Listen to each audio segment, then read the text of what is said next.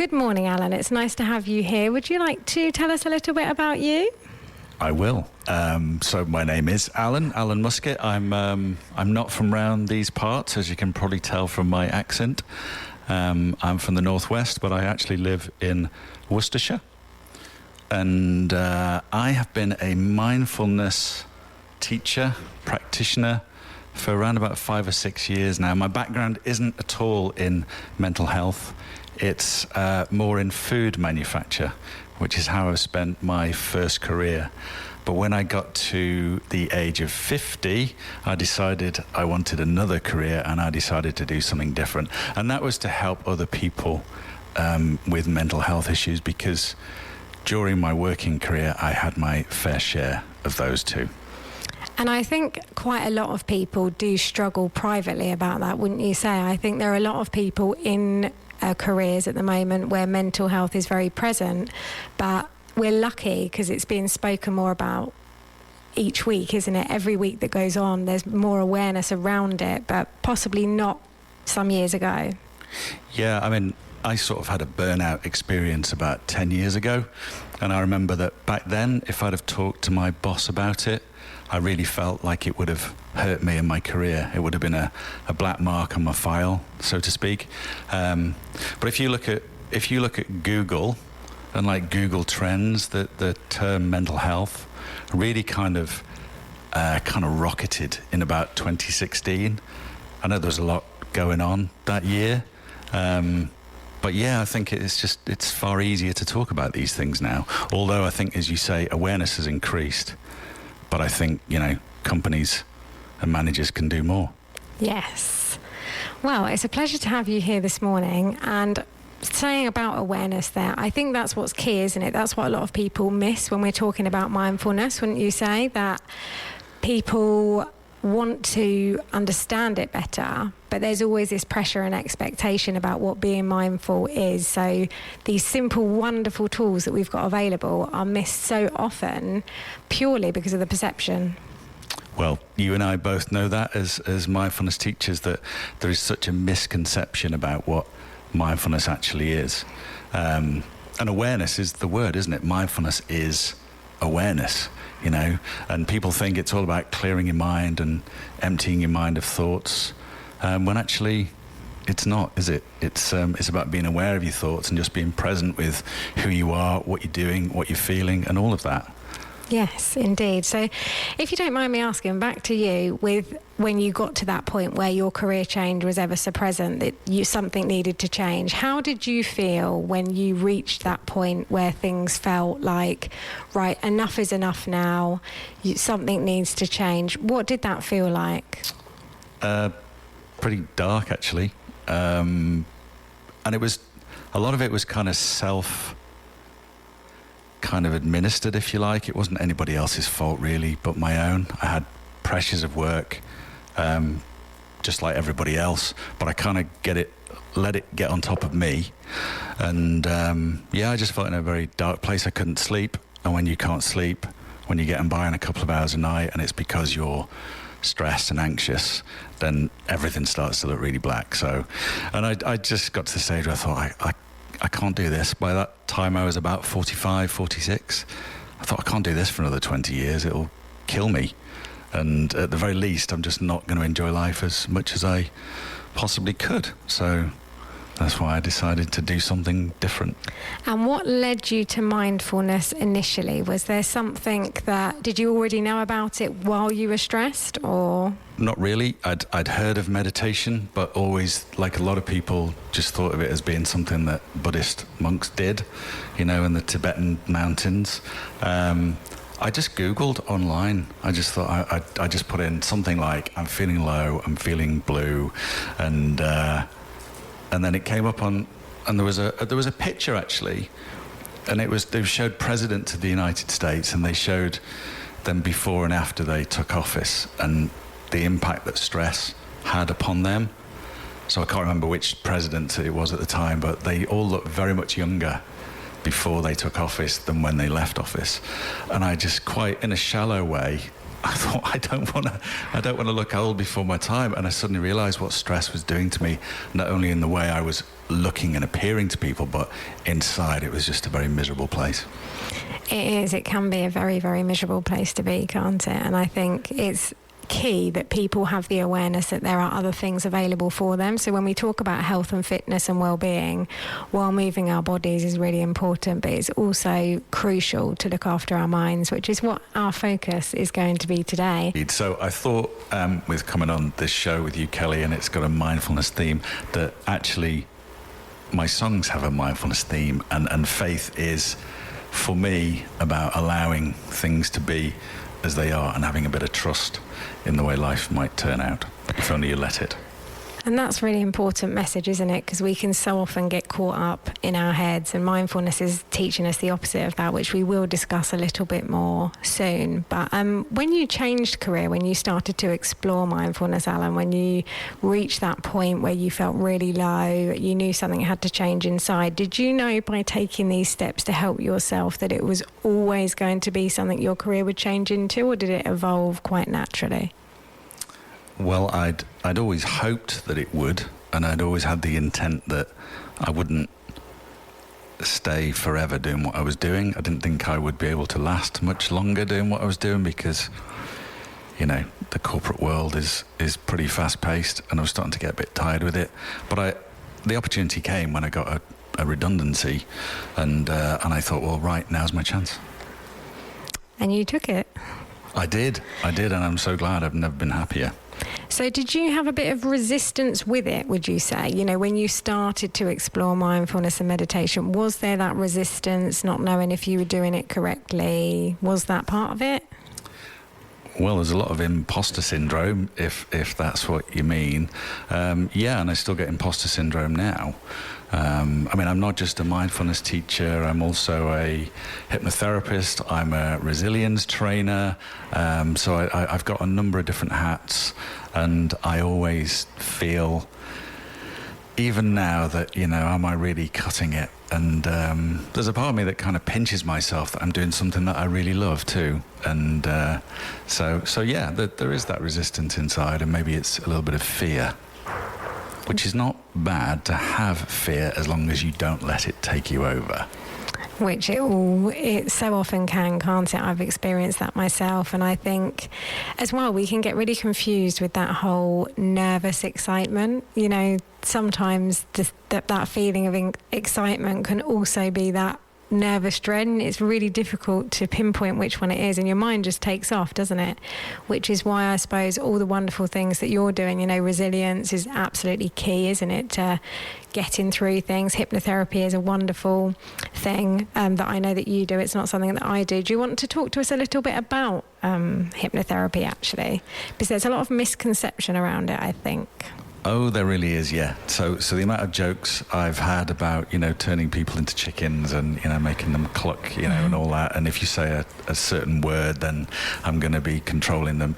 It's not like that at all, obviously, really. Stage hypnotism has kind of given hypnotherapy a bad name, really. But really, it's about hypnosis, and I even hesitate to use the word hypnosis with clients because that implies that you're going to be taking control of, and all it really is allowing the client, if you like, that's sat in front of me to go into a relaxed state, and when they're in a relaxed state, then they stop the fight or flight feeling, which is that kind of that panic mode, that when your mind takes you over, but you take over your own mind again, and so you can start to imagine, if you like, what a good future looks like. And that's after you've kind of uncovered all the kind of rubbish that's in the way, because we all have blockages, we all have things that just kind of get in our own way, really. And I always think that mindfulness helps you clear that blockage, and then I kind of use hypnotherapy to say, okay, well, if I can get you into a relaxed state and you start to think what good looks like, rather than what you don't want and what bad looks like, then that makes all the difference. And you do that in this relaxed state, and it's something we all do twice a day. Every time you wake up or fall asleep, you will go into this state of hypnosis, which I'm doing air quotes there, but So I think it's that suggestive discussion, isn't it? So you're making suggestions and then leading people into that safe space where they can visualize something outside of the thoughts that keep them trapped. Would you say that's right? Yeah, and you do make suggestions, but you tend to make suggestions based on what the client themselves is thinking and use their words, because at the end of the day, the answers are all in your own head. And that's what I tell every client when they come to me. It's like, I'm not there to fix you. I am there to guide you, and you will find your own answers, because at the end of the day, you are getting in your own way. So yeah, it's about suggestion, but it's based upon what they want and what's good for them and what they've already told me. And would you say using hypnotherapy alongside mindfulness has really blended quite well for you to be able to, bring all the aspects of resilience and I suppose confidence and things like that together? I imagine they work very well. They do work very well together. In fact, in some ways, if you go into a meditative state, it's a bit like going into a kind of a hypnotic trance, isn't it? You suddenly feel calmer inside, and all of a sudden things just seem to clarify. So you use that state to kind of get yourself grounded, and then you use kind of imagination, visualization, to be able to use kind of metaphor as well. So very often you're taking people obviously in their own mind, you're taking them on a walk, by a beach or through a forest, and they start to just make their own connections, and it's the subconscious mind that we're really trying to get to. So, like if you're, for example, afraid of flying, it's a kind of a classic thing. If you're afraid of flying, and you'll come to me and I'll say, well, it's kind of ridiculous that you're afraid of flying, because did you know that statistically you're least likely to crash, while you're flying a plane? And your conscious mind will go, yeah, I totally get that. Meanwhile, down below in your head, there's the subconscious that says, yeah, but I'm still, I saw that news item last week when that plane went down, and there's still a chance, isn't there? So it's about me as the therapist talking to the subconscious. And then the subconscious, it's like if there's a relationship between the subconscious and the subconscious has the upper hand all the time. So the conscious mind would be saying, yeah, I'm going to go on a plane. The subconscious goes, nah, not until I'm happy with it. So it's a case of kind of reprogramming yourself as the client, not me reprogramming you. And I think it's important for anyone that's listening to have that understanding, because there is definitely a misconception around it. Would you say that you have a specific type of clientele, or an area that you prefer working on particularly, would you say? Not so much. I talk to people who are just stressed out, have anxiety, they may have some kind of phobia. I had a client recently who had claustrophobia and didn't like being in a plane, not because they were afraid of it crashing, but just because they didn't like being stuck in a metal tube 35,000 feet up in the air, which I can kind of understand. Some trauma. So I don't specialise anywhere particularly at the moment, but I might do. One of the things I am working on, though, more is working with pain. Because a lot of the pain that we suffer, although it is physical and has a physical cause, we tend to make it worse by exacerbating the nervous system with stress and emotion.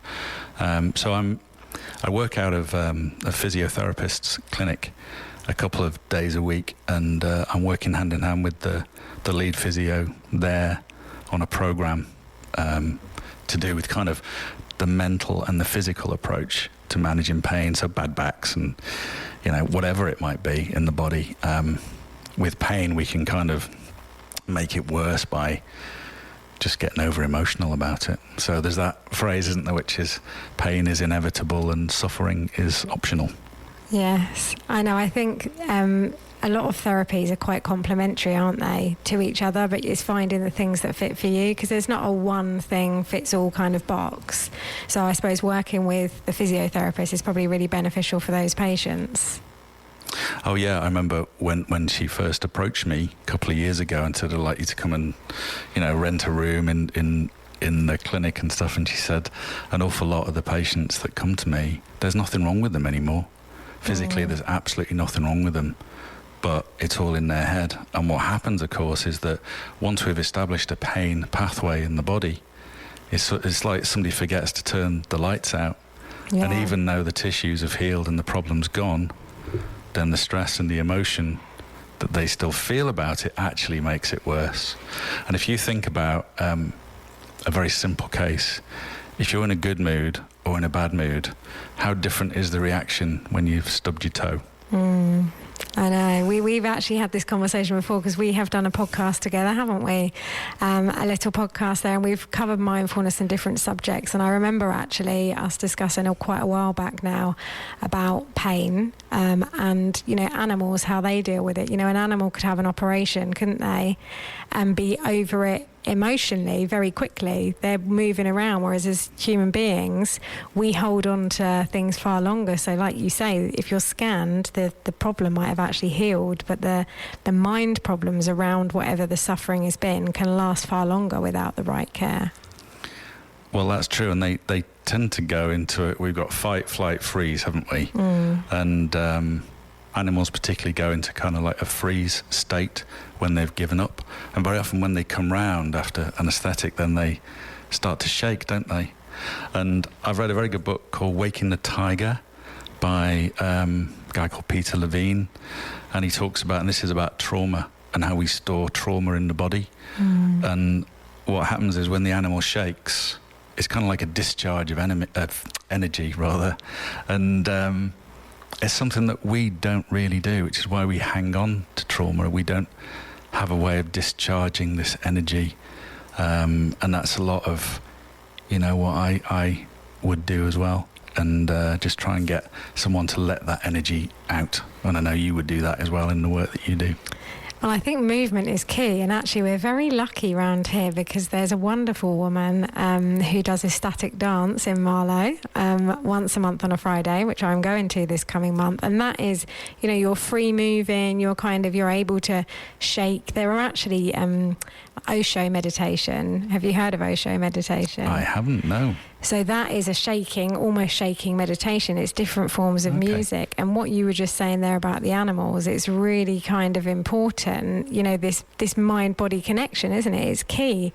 Like we're in the wellbeing and fitness slot this morning to talk about that. And yes, it's really important to look after your minds, but it's also good to look after your bodies and get moving in any way that you can. In fact, we'll talk about that after this next track. Jimmy Cliff, and I can see clearer now because the sun is out, which is beautiful because for a while it's been damp and dreary here. I don't know about up north, Alan. Has it been rainy or has the weather been beautiful?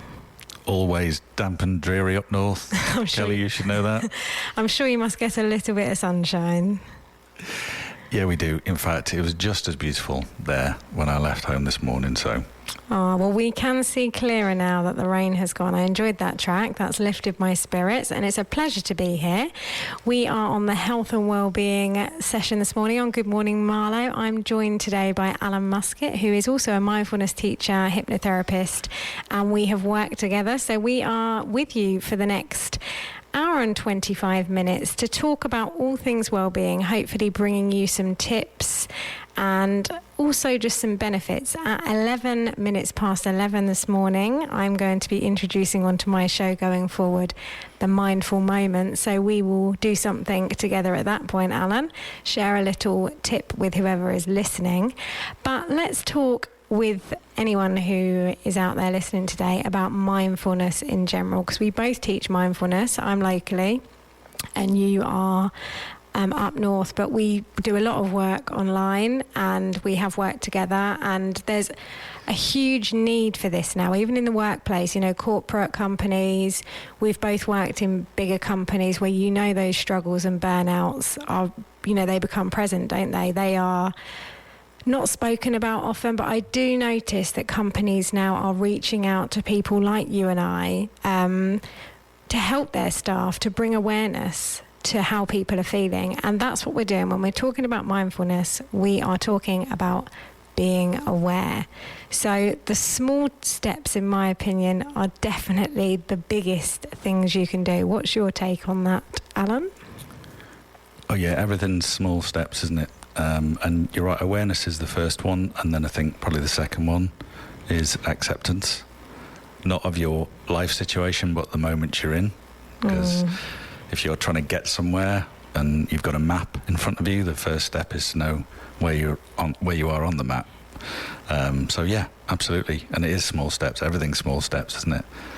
That's a really good analogy, actually, thinking about the map, because we so often want to get to the destination, don't we? We are just caught up on the outcome and where we're going to go, that we do not often just be where we are and just notice. And actually, that's what I really love about being in here. I think when we're in here doing this, because we're live and we're on air and the songs are coming, I feel really present here, because I have to be with those moments one by one. And actually, it's so much fun just to be able to be without worrying about what's for dinner or thinking about what's next. It's just, and I think the more time you practice, like with anything, you know, people that go running or attend exercise classes or play tennis, the more you do it, the more it just becomes part of your muscle memory, doesn't it? Like driving and things like that. So just those small steps can make a huge difference. And we know that. But for those people that are listening that don't know that, what would you say is something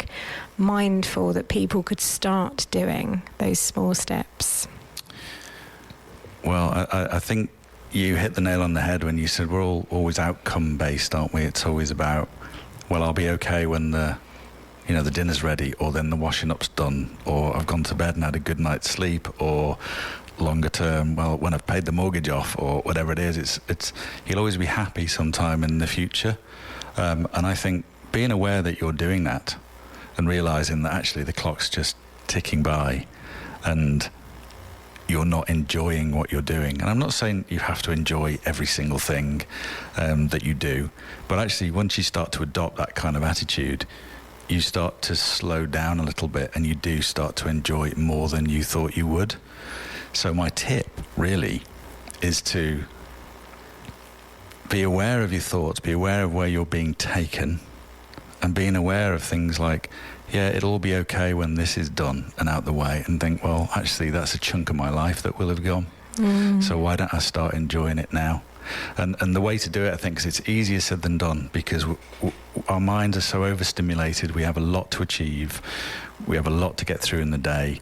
But the best way I can think of doing it is just start to use your senses and just start to listen, look, feel, and just breathe, and that's the classic, isn't it, with meditation, is meditating on the breath. And that's something that's with you all the time, and it's the present moment. And if you do it right, as long as you don't have any underlying health conditions, breath is a very pleasant thing to do, and it calms you down. It calms the nervous system down. Yes, because it's noticing, isn't it? That's my favourite word, particularly if working with children. But actually I was in a company recently, and still the things that we use with children I think are the things that we need as adults. Because when you're overwhelmed and you've got these big thick books full of information, or a big training manual on how to do something, people straight away are overwhelmed, aren't they? They're like, oh my God, like where do I begin? Whereas if you strip it back and you start to notice, and it's like, we're breathing every day, aren't we? We're always breathing. We just don't notice it. We don't notice, how the temperature of our hands, and like you said there about our senses, it is so important to be aware of our senses. And it's a great way to even deal with panic, isn't it? The 5, 4, 3, 2, 1. In fact, shall we share that with anyone that's listening? Why don't we? Because I think that has been a lifesaver for many people. This is another tip we could share, is like you said, get in touch with your senses. And it's 5 things you can see, 4 things that you can hear, 3 things that you can touch, 2 things you can smell, and 1 thing that you can taste. And it seems like a simple thing, doesn't it? How's that going to get you out of panic? But it does. And why is that? Well, I just think it slows the mind down, because the mind is whizzing round. You've got all that electrical circuitry in your brain, all those messages being passed back and forth, and I just think we allow ourselves to be taken over by it. But I think that when we use our senses, so as I understand it, that we live in this kind of mental simulation, don't we? So, because everything's so complicated and the brain can process so much, but if it did that all the time, it would just become overheated. So we just kind of have a mental model of the world, which is like an approximation of the world. And so, like when you walk into a room, you've got a mental image of what a room looks like, okay, and what it's going to be like, and then that just becomes kind of a dulled sense. But if you then use your senses when you do that, you update your model. And that sounds kind of trivial, I suppose, but if you then use that as a metaphor for thinking about your thoughts, okay, we start to create mental models of the way the world is. So, we might have a particular thought about a particular person and how they are and how we interact with them, and it becomes not a real thing anymore, and you need to kind of use your senses to get under that. Does that make sense? Well, it does to me, and I think just taking tips away from what you're saying there, because we are habit based, aren't we? We go into patterns, habits, default things. We fill in the blanks when we don't know the answers.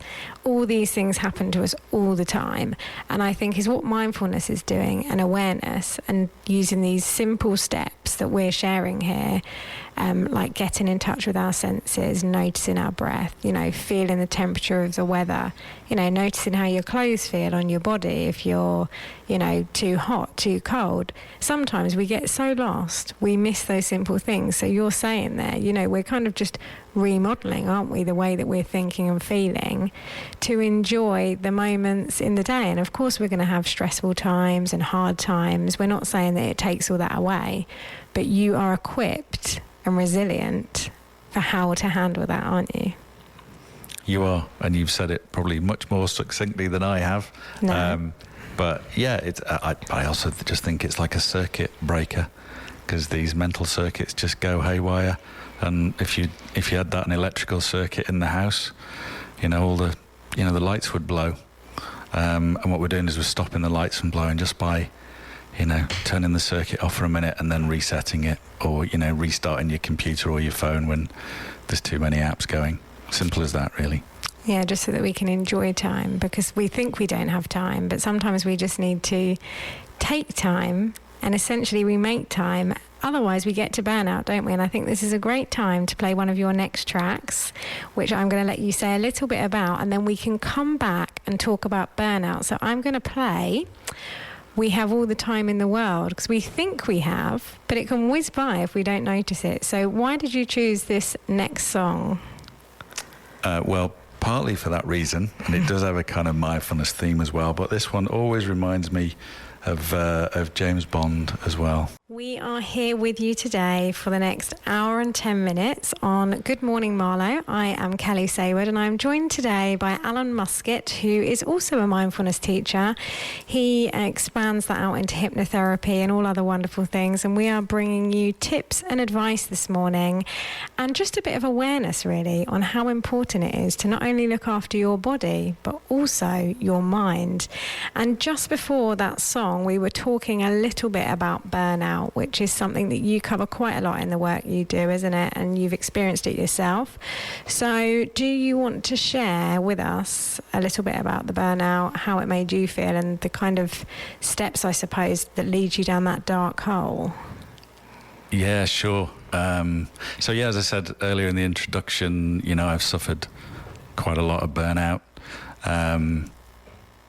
For one reason or another, but you're right. You do go through various stages of burnout, and it's some work I'm doing at the moment actually, which is around how do we get into it in the first place? Okay, so what I think the problem is, and by the way, I think this is a pandemic, and I think so many people are suffering from burnout or on the way to burnout, and probably more than we think. it is very difficult sometimes to distinguish between burnout and depression. Some very similar symptoms, particularly towards the end of the burnout journey. I think we get into burnout because we tend to take on more than we're capable of doing. It might be that you go for a promotion at work, or somebody's gone on leave and you have to take over somebody's job, or just that, you have to hold down more than one job, and maybe at the same time you're caring for a partner or a relative or something. So it's not just about work, and it is complicated because it's not just about you, it's also about the way companies treat you, whether intentionally or unintentionally. So there's a lot to it. So what I've worked on, with one of my clients, is to show their people what the stages of burnout look like. I've called it the burnout ladder. So you can imagine that you're at the top of a ladder and you're kind of going down into a deep, dark cellar. And very often you don't realise that you're doing that until you're at the bottom of it. So you kind of start off with, there's a kind of like an engage phase where you say, okay, well, I'm going to start working harder, whether that's consciously or unconsciously.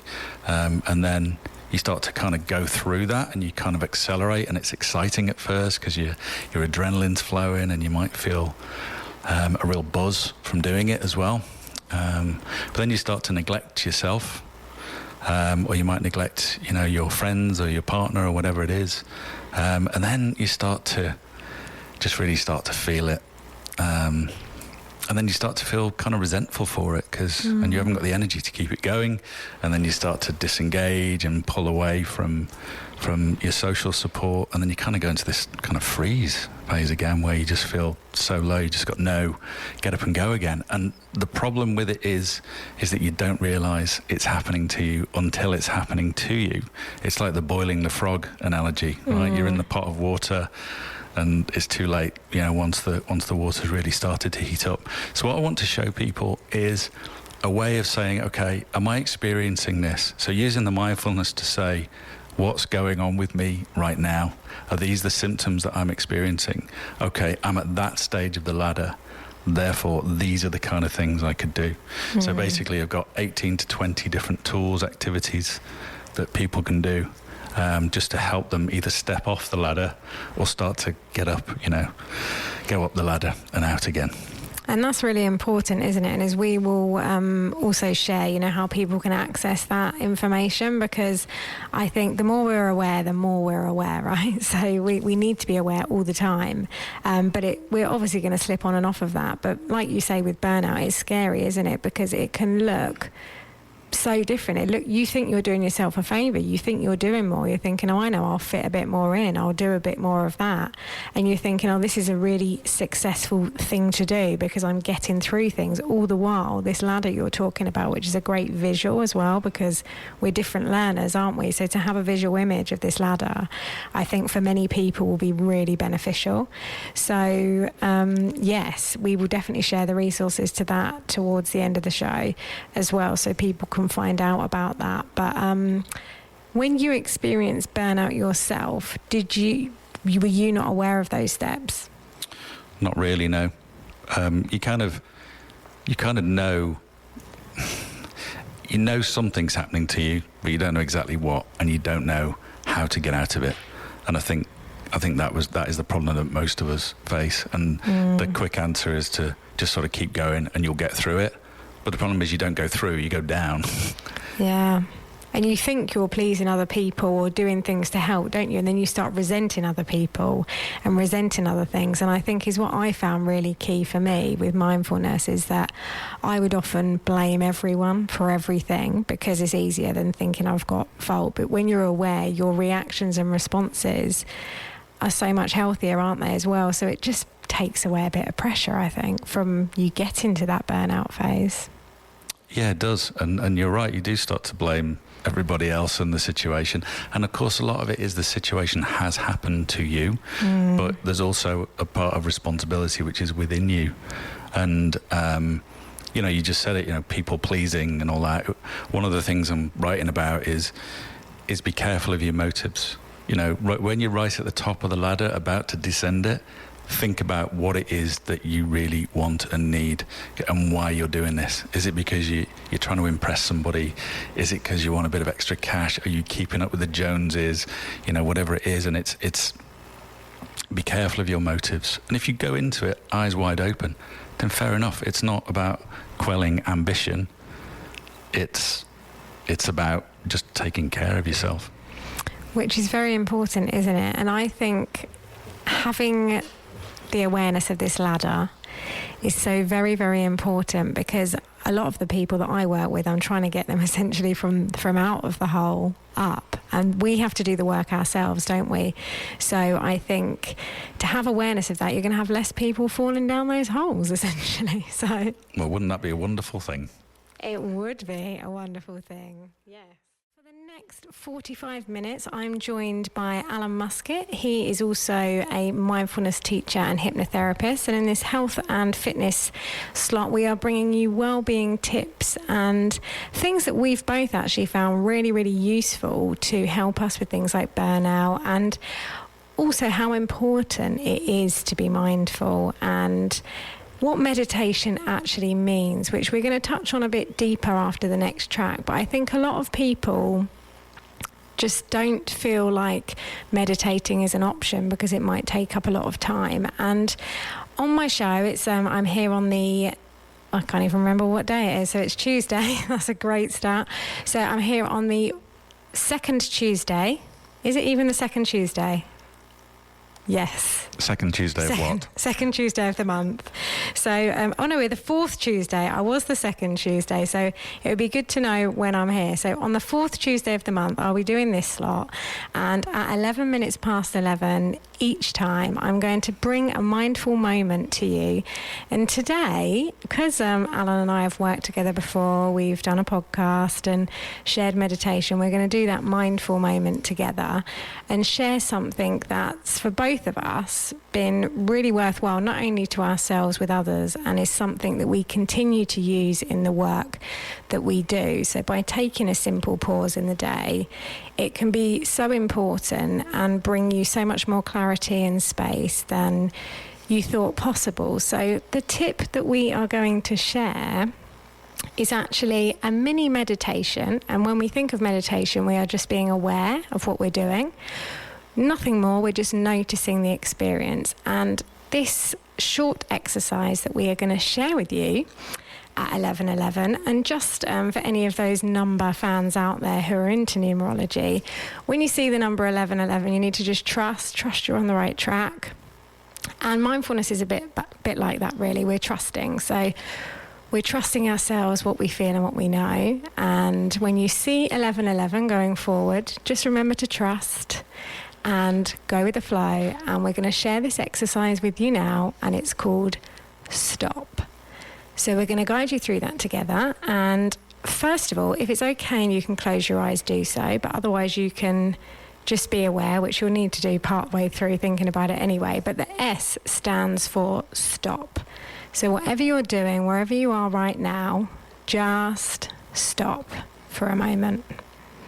And the T stands for take a breath. So just breathing in and then breathing out.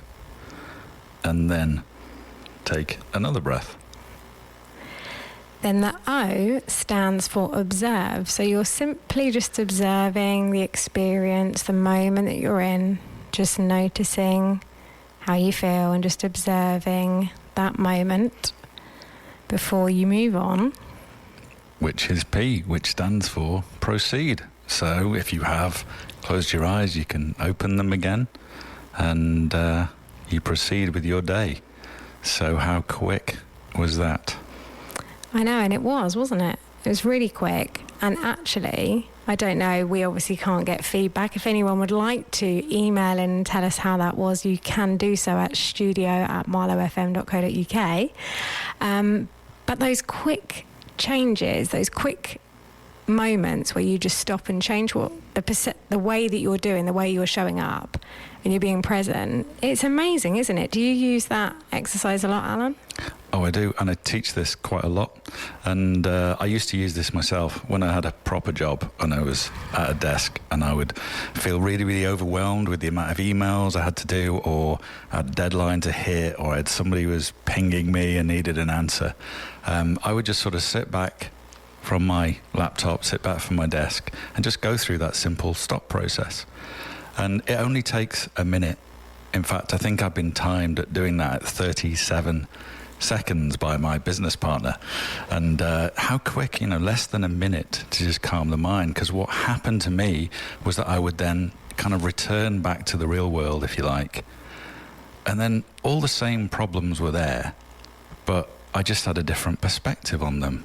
And I thought, before, my mind had just frozen and overheated. And then after doing that, I could just think, well, it's easy, isn't it? I do that first, that can wait.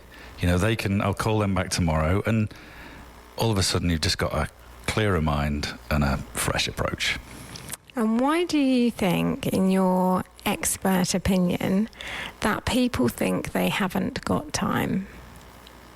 They haven't got time. Even 37 seconds, as you say. A lot of people would, if we said, every day, just take a moment to stop, notice your breathing, observe it. Many, many people would think it's impossible to do that. Why do you think that is? Because we know we have the time, but why? I think we get so caught up in the drama, and we just think that in situations like that, when things are so busy, even taking 30 seconds, a minute out just seems crazy. You've just got to keep going. But we know that if you do take that time out, if it's a minute, you'll get back 10, 15, 20 minutes of productivity. Right? It's an investment in time.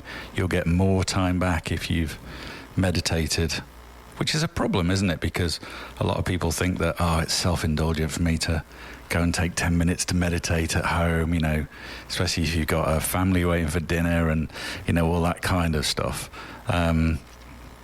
But it's not self-indulgence, it's self-care. And the person that goes back into the room after 10 minutes of that, is a much better person and nicer to be with and far more effective for themselves and everybody else.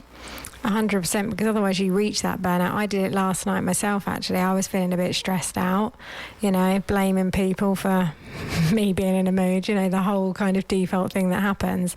But now I'm so much more self-aware, thanks to mindfulness. I mean, obviously we're breathing it, we're teaching it. But even before that, I was able to think, okay, I need to get out my head, and just took a moment. You're right, the person that shows up back in the room half an hour later, they're a different person. The problems are still there, but it's that misconception. And in fact, after this next track, we'll have a chat about meditation, sort of on a bit of a deeper level, and why we know what people might think. So do you want to introduce, this is one of your songs that you chose, do you want to introduce the next track? Okay, I will. And this one is U2, and because it is like this today, it's a beautiful day. So we've been speaking this morning on Good Morning Marlow about different benefits, things that can help you, our own experience, and really just what mindfulness and meditation is, because I think there's a lot of misconception. We've touched on mindfulness.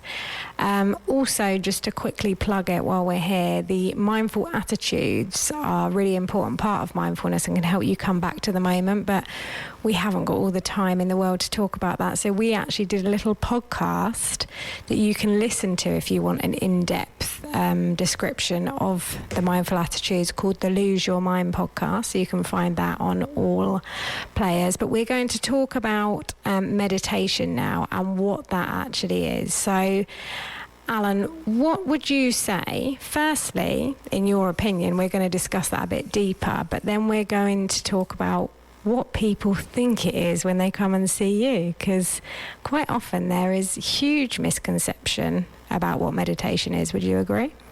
Oh, very much so. And I think I would always like to spend a bit of time just going over that before we get started almost, So I've just been running an 8-week course, and I think it takes a few weeks for people to get it, that actually the main purpose of mindful meditation is not to relax. It's like a pleasant byproduct. It makes you feel more relaxed, but it's the clearing of energy, if you like. It's the getting the thoughts straight in your head that actually kind of gives you that relaxation, but that also kind of causes your mind to be clearer. So it kind of works in on itself. Do you know what I mean by that? And I think for me, mindful meditation is being mindfully aware of your thoughts. I mean, I can sit down for 10 minutes and almost feel like I haven't meditated at all because my mind's been all over the place. And I've been doing this for, 10 years now. But even I, would struggle some days and think this is a waste of time. But actually, it's not a waste of time, because as long as you're trying to be in the moment and accepting that your mind will wander off, and of course it's the noticing that it's wandered off is the gold, isn't it? That's the treasure. So it's tough for people to get their head round in a short space of time, because they just think it's going to be clear their mind and just make them feel blissful. I know, and you can have a thought-filled meditation, can't you? That's all part of it. We have these average of, 70,000 thoughts a day, it's said to be, somewhere around that. So how are you not going to have any in a period of time? I do what you do. I go to meditate, essentially, or go to notice, as I like to call it, in simpler terms, and I don't even know what's happened. The time's gone by. And also, there's lots of different ways we can meditate, aren't there? I mean, running, essentially, could be a meditative exercise. Dancing, again, you're still meditating, but also people operate in different ways, and some people are visual, some people, back to the senses. So you'll have visual, some people like to feel into things. And we were having an interesting chat over the news, weren't we, about your stage analogy, which I actually think is worth sharing. So would you like to share that with us? Well, I will do if you really want me to. So, this is where kind of mindfulness crosses over a little bit with, I think, visualization. Because if mindfulness is about just accepting what things are at the moment, the way you're breathing, the sounds you can hear, you feel your feet on the floor and all that, then also you can kind of use a visualization to help your mind sort it all out. And what I mean by that is, so I was thinking of a stage. So if you think about a stage that's been set up for a play, it might be the Wizard of Oz or something like that, and there's scenery on that stage. Okay, and it might be, the yellow brick road going off into the distance to the city of Oz, and it might seem kind of pleasant or it might be unpleasant, but when that play is over, that stage scenery gets taken away and you're just left with the stage. You're just left with the nuts and bolts of it, the gantries, the lights. You're just left with a bare stage. Okay, so bear with me, because what I mean by this is it's back to that mental model again, and we've kind of set up the world in a particular way with scenery on the stage, and sometimes we just need to clear away that scenery to understand what's really there, and then we can put in scenery of our own. So it's a useful kind of visualization for somebody to think, that's what my life is like, and if I don't like the scenery, once I've got underneath that and understood it, then I can put my own scenery in place. And that's where I think mindfulness meets that kind of hypnotherapy type visualization and all that. I, for one, really like that, because I think on my own journey, and I've shared, on here on Marlow FM before about me writing my book, and that journey essentially was coming back to me, to who I am, and realising that underneath I'm okay and like good enough as I am, essentially. And what you're saying there about the stages, it's like when you strip away all the judgments, people's voices, the things you see around you that you don't like, when you come back to what's inside and you make the space to actually see it and get in touch with that's okay. And you can kind of have a blank canvas, you can have that stage without all the scenery, and know that you're enough as you are in that moment, and you can build that picture, from a fresh perspective, from in the moment you're in, because, wherever you go, there you are, as John Kabat-Zinn loves to say. And I think it's really true, like we can't escape ourselves. So mindfulness and meditation is really bringing us back to loving the person that we are, because we're the ones that are with ourselves the whole way through, right? No one else.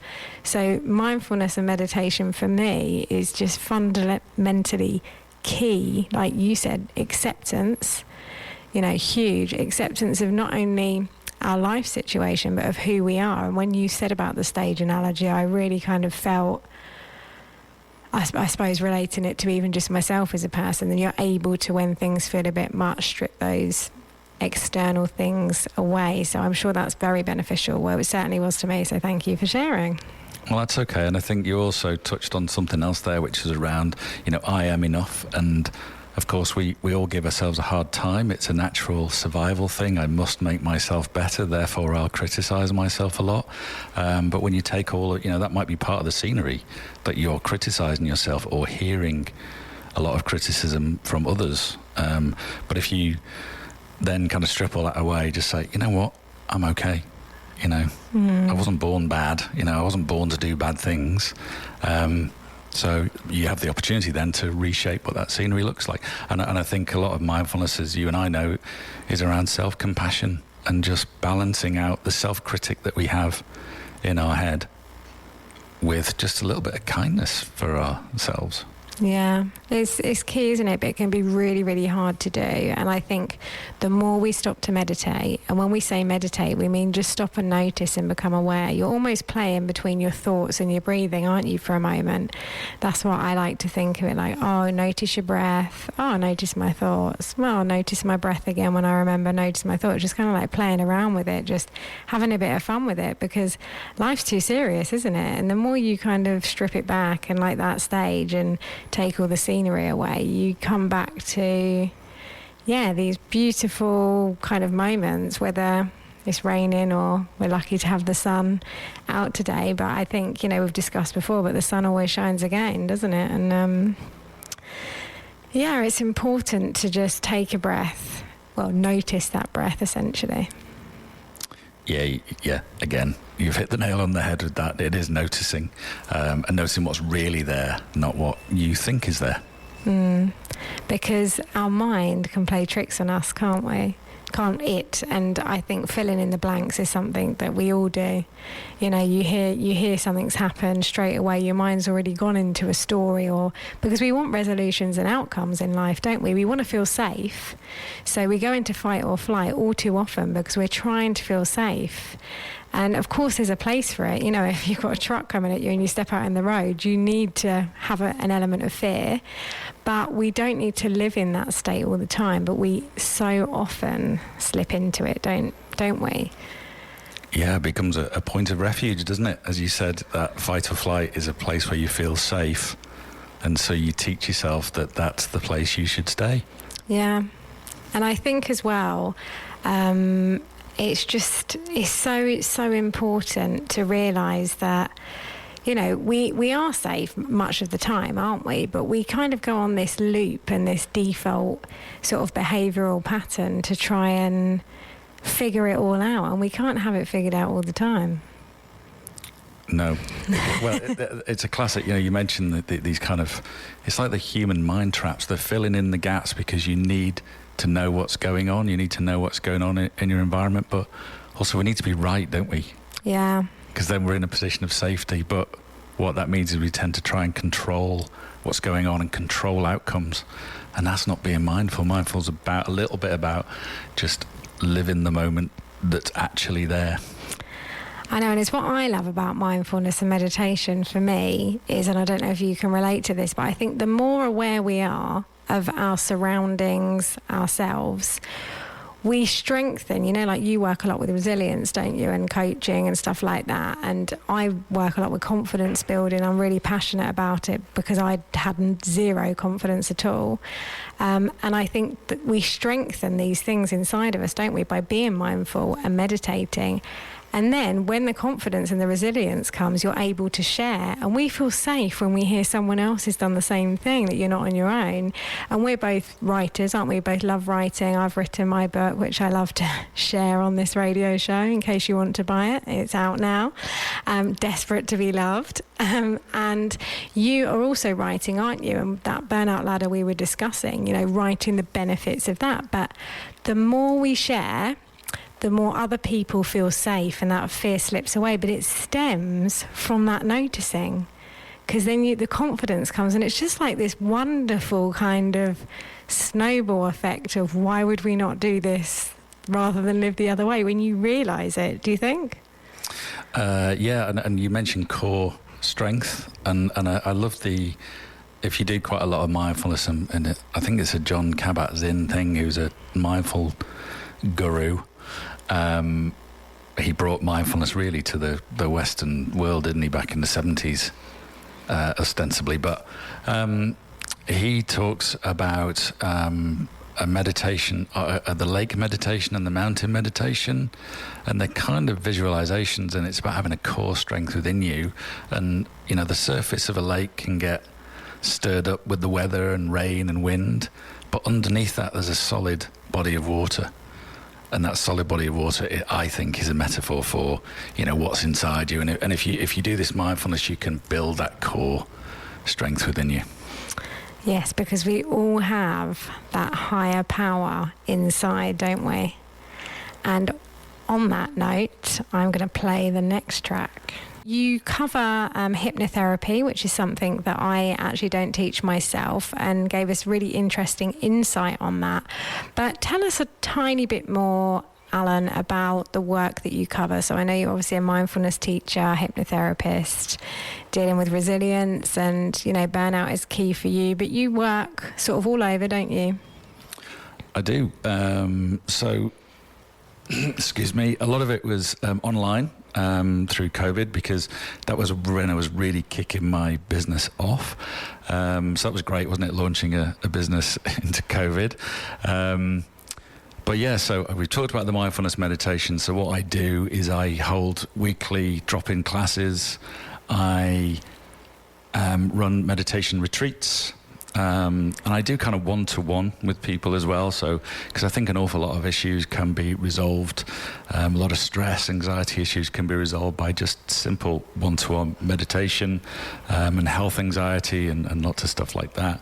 So I do the hypnotherapy out of the clinic, the physiotherapist clinic and health and wellbeing centre, and that's pretty much me from a kind of private one-to-one basis and group sessions. But the other side of me is I co-own a business called We Are Being, with an old colleague of mine from many, many years ago. And we found that we both had a very similar passion I talked about. I just wanted to help people earlier on, because especially after seeing what I'd been through, I realised that I was looking around me and I thought, I'm just one of hundreds here and everybody's suffering the same way. So he found the same thing. We set up a company and we go into businesses, and we do a day's workshop training resilience. So like a kind of a cross section of tools across kind of positive psychology, use mindfulness, of course, because that's my passion, bit of cognitive behavioral kind of stuff and relationships and all that kind of thing. And that's quite fun. And part of that, I guess, is the burnout, because that's tends to be something that happens in the workplace. So yeah, I'm quite busy. You are, and remind us, because I don't think you said there, the name of your individual business for anybody that's listening. I did not say it, you're right. So my business is called Right Mindfulness. So you see what I did there. I see what you did there. It's all one word. So right and then mindfulness, which only has one L, and I've realised that a lot of people don't know that. So rightmindfulness.co.uk is where you would find me specifically, or you can find me on LinkedIn under my name, obviously, and you'll track me down to the company We Are Being. Well, thank you for sharing. It's been a pleasure for you to be here this morning. I know we've only got 20 minutes left. It's flown by, actually, this morning, hasn't it? And it really has. It's good to know, I think, that Obviously, we do really similar work, but there are so many people out there that need access to stuff like this. When we're talking about health and well-being, which is what this show is about on a Tuesday, health, fitness and well-being, it's so important to be able to have resources and know where to go. When you're brave enough to ask for help, or you're trying to care for your company or individual, you can reach out to people like us and know that there is a way through, and time will come when it needs to, and that you can reach out for help. So if this sounds like you, do reach out and do let us know if you would like us to help with anything at all.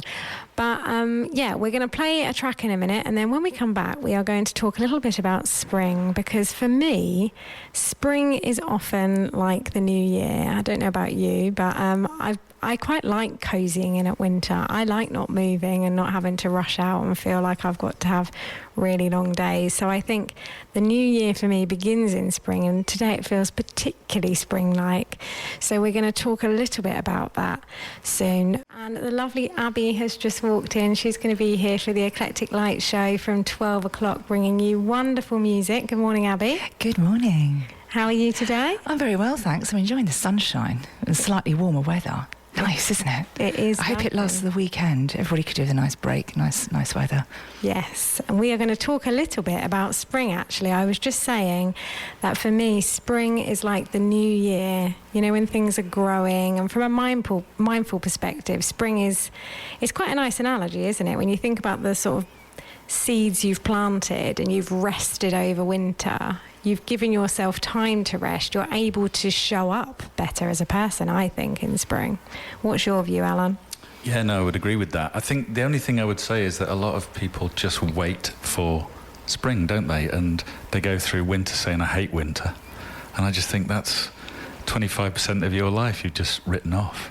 So what I quite like is the change from season to season, and just going through it and being with whichever one that you're in. But I do like spring. It is my favourite, I have to say. I kind of prepared for spring this year. In January, I had rooms painted, wardrobes put in, and that's the sort of thing you do with a spring clean. But I kind of started it really early, so I feel like I'm hitting the ground running with this season, You're ready. Ready, yeah. I thought that those jobs wouldn't be finished until probably August, but they're all ready by the end of March. So, yeah, feeling a bit smug about that. Ahead of the spring clean. You're ready to grow, essentially, Abby, aren't you? I think so, yeah. I think I've planted some good seeds. That's good. And I think the more we rest, the more aware we are of these things, and like what the different seasons and our bodies and our breath, the more equipped we are. So like, you're ready to go, aren't you? Yeah, but I must say I did do the Heeg thing this winter. I did rest quite well. I didn't have illnesses, which really helped. So I was strong this winter. The last few I hadn't been strong at all. So I think that really helped. A lot of self-care and as much rest as I could get in, rather than going out to parties here, there and everywhere. I really took it easy. And I'm looking forward to spring, summer to get going again. It seemed the sensible thing to do. Probably try it this year. It's the way forward. And I wonder if that's because as people we are becoming more aware. Like mindfulness and meditation, which we've been talking about this morning, is actually much more in the forefront of people's minds than it would have been 10 years ago. So people don't feel guilty for resting now at winter, do they? They don't feel guilty for slowing down. Whereas 10, 15, 20 years ago, that drive to push was just what you had to do to show up and look like you were doing enough. I think people are just pushed so far now. It's just another level of speed that in the end you just literally, for your own health, have to engage with mindfulness now. Yeah. And make space for yourself, because it's not sort of built into the average week, is it? No, the speed of people's lives. We were speaking about burnout, which you're really passionate about, aren't you, Alan, earlier, for that exact reason. Yeah, and you're right, and you said it, making space for yourself in a busy day, because we talked a little bit about that and the fact that people don't seem to want to give themselves space, and they feel like they have to be constantly striving and achieving, and you do need some downtime. It's so important. So we're now ready for the beautiful weather that we have out there. We're actually down to the last 10 minutes, and we're going to play a track into the news. But Alan, what would your top tips, mindfulness, meditation-wise, be for people that have been listening to us this morning? We've covered burnout, we spoke about hypnotherapy, the misconceptions around that, and meditation. What do you think are these small steps we're talking about to spring forward? What can people do? Well, I think the thing to do is start small and don't make it like a big thing. So it's like when you do an exercise program, all of a sudden you have to feel like you have to run 5-10 miles a week. And meditation, if you like, becomes something like that. Mm-hmm. So don't have any expectation that you need to do that. Just start small, 1-2 minutes a day. You can get YouTube videos with meditations on. There are apps galore. There are plenty of resources out there, but just start small. Have fun with it. It's not supposed to be a grim task, it's supposed to be enjoyed, and it can be really fun and really part of your life. Yes, and I think it's important as well, isn't it, is to be a bit patient with yourself when we're talking about these things, because health and well-being is so important, but you're not going to be able to turn up somewhere and necessarily show up like the person next to you. And these mindful activities can be anything. We were talking just now, Abby's going to ease mindfully into her show and just be present with that music. And I think that it's important that we just tap into the things that resonate with us, I would say. Go on. I was going to say, I agree. It has to work for you and do what works for you. And as you said, it doesn't have to be sitting down and mindfully meditating. It could be going running. It could be playing a musical instrument, anything. Anything at all. So start small, notice those pauses and bring that into your day. Abby, do you have a favourite mindful thing you can think of? What's something that you notice quite easily? Something that I notice? What respect? What about myself? Well, just anything. So when we're talking about mindfulness, we were discussing earlier that a lot of the time all we're doing is becoming aware or noticing that thing. I notice I spend too much time on my phone and with technology. So I do make a concerted effort to do things which I know does not involve the phone. It's a terrible distraction from living and from peace. As if the monkey mind isn't bad enough, you've now got this device which is, I know. That's a really good point, though. And, that keeps the mind extremely busy. And is it Alan? No? It is. It is, as Alan was saying. It's important to, find a bit of space for yourself, because there's just so much going on. It's just busy all the time because there's always somebody messaging, something dinking. So for me, I read a book, which I have found more difficult to engage with since I have been a phone addict, which I believe everybody is now. Most people are.